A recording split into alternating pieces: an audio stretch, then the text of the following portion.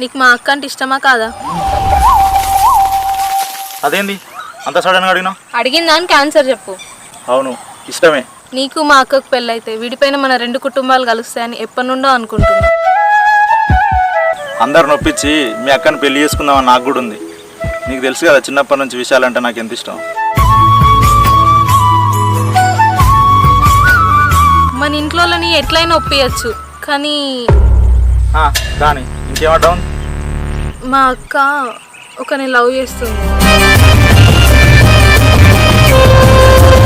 ఎవరిని? రాజు అని మా ఊర్లోనే ఉంటాడు. ఇది చెప్తామన్నారా మన నన్ను ఇక్కడికి? ఏదన్నా వేసి వాళ్ళిద్దరి మధ్య లవ్ లేకుండా చేయాలి, అందుకే రమ్మన్నా నిన్ను. అంటే ఇప్పుడు నేను ఆ రాజుగాని పోయి బెదిరియాలా? నువ్వు బెదిరితే బెదిరేటోడు కాదు రాజు. అంటే మాటేసి మాడవలా కొట్టాలా?